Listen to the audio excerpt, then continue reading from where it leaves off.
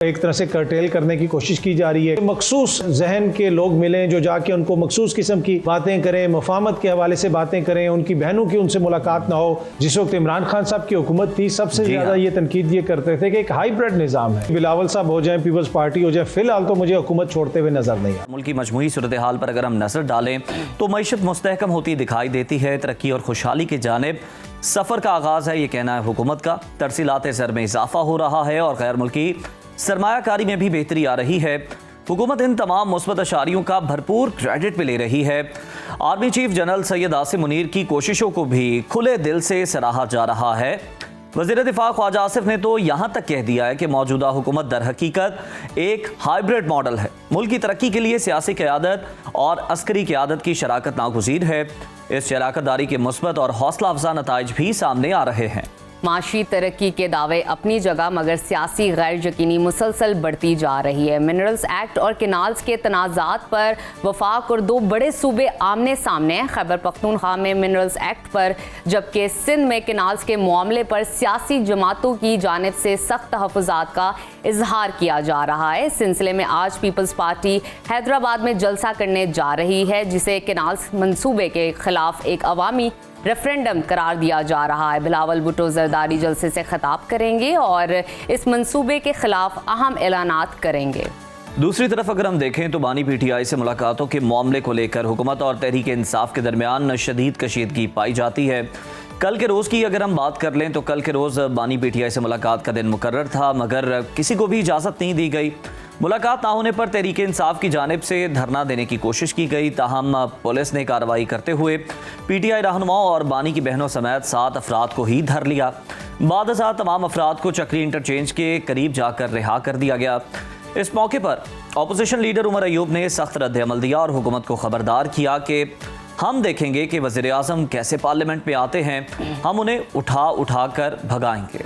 इसी तमाम सूरत हाल पर बात करने के लिए इस वक्त हमारे साथ मौजूद हैं सीनियर तजियाकार अतहर काज़मी साहब। बहुत शुक्रिया अतहर साहब आपके वक्त का। बानी पीटीआई से उनकी बहनों और सीनियर क़यादत को मुलाकात की इजाज़त नहीं दी गई। आपके ख्याल में इन मुलाकातों में रुकावट की असल वजह क्या है?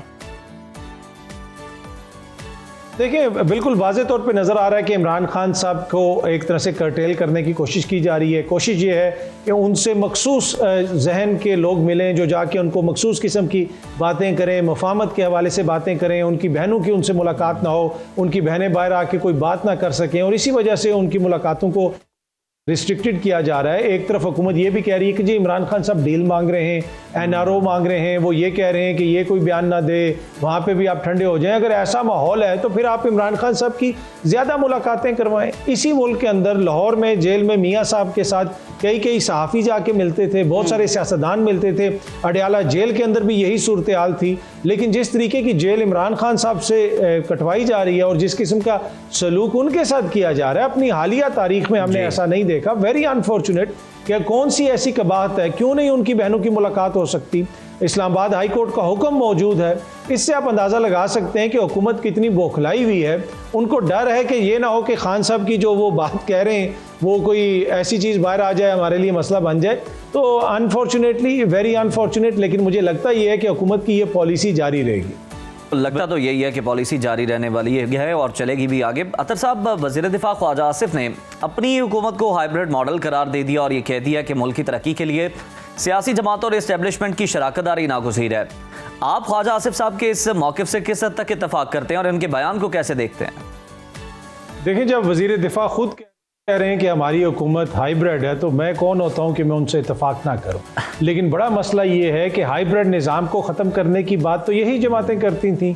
जिस वक्त इमरान खान साहब की हुकूमत थी सबसे ज़्यादा ये तनकीद ये करते थे कि एक हाइब्रिड निज़ाम है और उस वक्त की इस्टेब्लिशमेंट इमरान खान साहब के साथ है और उसी वजह से उन पर तनकीद होती थी। अब ये खुद इस चीज़ का बरमला इजहार करते हैं, हर चीज़ में क्रेडिट भी देते हैं। देखें, कोई भी हुकूमत हो, इस्टेब्लिशमेंट हो जाए, कोई इदारा हो जाए, वो हुकूमत के मातहत होते हैं, वो हुकूमत की सपोर्ट करते हैं। लेकिन मौजूदा जो हमारे हुक्मरान हैं, इनका असल अलमिया ये है कि इनके पास उतनी अवामी सपोर्ट नहीं है, अवामी हमायत नहीं है। तो इस वजह से ये हर चीज़ में जो है कोशिश ये करते हैं कि हम ऐसा तासुर दें कि जैसे ये हाइब्रिड निज़ाम है है। अगर कोई चीज़ खुदा न खास्ता बुरी हो रही है तो उसका जो है क्रिटिसिज्म भी दूसरी तरफ हो। इसी वजह से ये हर चीज़ का क्रेडिट देते हैं दूसरी तरफ, ताकि अगर कल कोई मसला होगा तो कहेंगे कि जनाब हम अकेले तो नहीं थे, ये निज़ाम ऐसा था। एंड ऑफ द डे हुकूमत इस जमातों की है, हुकूमत पीपल्स पार्टी की है और नून लीग की है, इस्टेब्लिशमेंट की हुकूमत तो नहीं है। ये लोग जिम्मेदार हैं जो कुछ मुल्क में हो रहा है, लेकिन अपनी जिम्मेदारी से वो, जिसे आप कहते हैं ना कि एक तरह से पीछे हटने के लिए इस किस्म का बयानिया बनाया जाता है।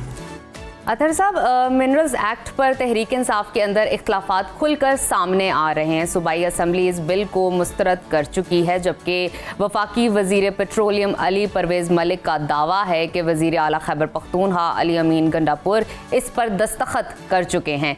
क्या आपको नहीं लगता कि मिनरल्स एक्ट पर PTI सियासत कर रही है? देखें जी, अभी तक पाकिस्तान में मिनरल तो उस तरह नजर नहीं आए, पर इख्तलाफात जिस तरह आपने फरमाया, दुरुस्त फरमाया कि बहुत ज़्यादा नज़र आ रहे हैं। जहाँ तक ये ताल्लुक है कि क्या अली अमीन गंडापुर साहब को एग्री कर चुके हैं, जिस तरह अली परवेज़ मलिक साहब ने दावा किया। अब खैबर पख्तूनख्वा के जो वज़ीर आला हैं अली अमीन साहब, उनकी जानिब से कानूनी नोटिस भेज दिया गया है अली परवेज़ मलिक साहब को, जिसमें कहा गया कि जनाब ऐसी कोई बात नहीं है, हमने तो किसी चीज़ पे एग्री नहीं किया। और वो जो नोटिस है वो अली अमीन साहब के भाई फैसल अमीन साहब ने ट्विटर के ऊपर शेयर भी किया हुआ है। तो ये एक बड़ी मुज़ायका खेज किस्म की सूरत हाल है। एंड ऑफ द डे अगर मिनरल का कोई बिल पास होना है, वो वहाँ की असम्बली उसको डिस्कस करेगी, वफाक के जो मसाइल हैं वो वफाक देखेगा। लेकिन जो सूरत हाल है उसमें जो कौमी नौइयत के मनसूबे हैं, चाहे वो नहरों वाला मनसूबा हो जाए, चाहे वो माइंस एंड मिनरल्स वाला इशू हो जाए, हर चीज़ सियासत की नज़र हो जाती है। और ये इशू भी हमें सियासत की नज़र होता हुआ नज़र आ रहा है। बिल्कुल नज़र होता दिखाई दे रहा है मामला, और इस मामले पर तहरीक इंसाफ को दीगर जमातों की भी ज़रूरत पड़ेगी। तो सर, बानी PTI ने पार्टी की क़यादत को ग्रैंड अपोजिशन अलायंस के लिए कोशिशें तेज़ करने की हिदायत दी हुई है। आप समझते हैं कि PTI वाकई हुकूमत के खिलाफ कोई मौसर ग्रैंड अलायंस बना पाएंगी, और इस सिलसिले में कोई संजीदा कोशिशें भी चल रही हैं?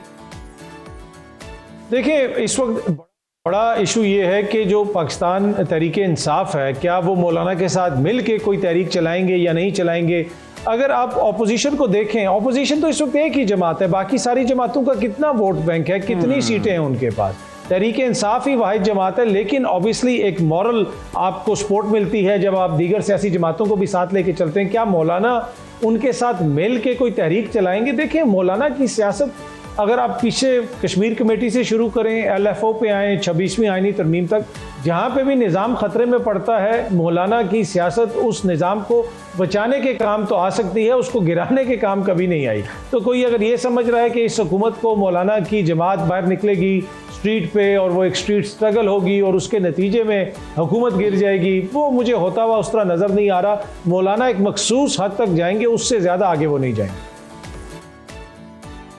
हमें इस हवाले से भी बताइएगा कि किनाल्स के मामले पर जो पीपल्स पार्टी है अपने मौक़िफ़ पर डटी हुई है। बिलावल भुट्टो आज हैदराबाद में जलसा करने जा रहे हैं, जहां अहम ऐलानात की तवक्का है। क्या आपको लगता है कि वो अपने मंसूबे के खिलाफ तहरीक का ऐलान करेंगे और पीपल्स पार्टी सड़कों पर आएगी?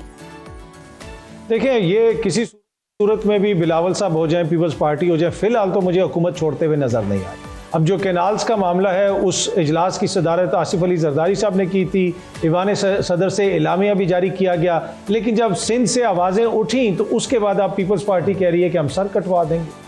अब इशू क्या है, इसको भी एक्सप्लेन करने की ज़रूरत है। वफाक में भी आपकी हुकूमत है, वफाक में कोई किसी और जमात की हुकूमत तो नहीं है। इन्हीं के वोट से वज़ीर आज़म बैठे हुए हैं, इन्हीं के वोट से काबीना बैठी हुई है, इन्हीं के वोट से बजट मंजूर होता है।